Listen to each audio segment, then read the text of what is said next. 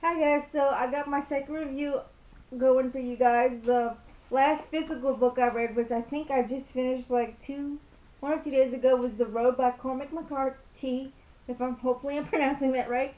But I gave this one 4 out of 5 stars. It was really good, and it only took me like about 4 days to finish. I read it from March 9th to March 12th.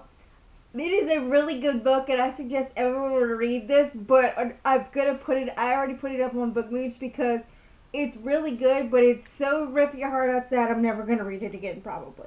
The one word I would describe this book would be haunting.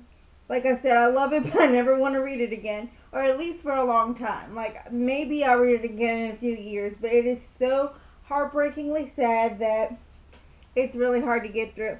What the book is about, it's basically this father and son is journeying south for the winter so they can survive because they live in a post-apocalyptic America. And along the way, they go through so much, and this little boy goes through so much things that he should not see, like cannibalism and eating and killing infants, and it's pretty really rough. Um, like I said, I think everyone should read it if they can. But if you're faint of heart, you shouldn't read this. It's pretty rip your heart out sad. And another thing about Cormac's work, Cormac McCarthy, I can't pronounce his name.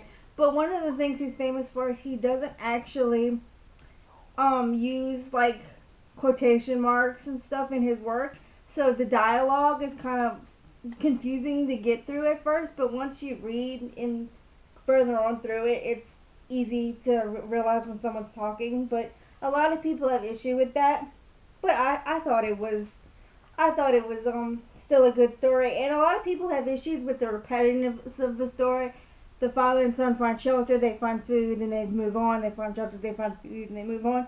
With few differences in between. But I mean, they're trying to survive. I mean, what else are you gonna do when the whole world's going to crap, you know?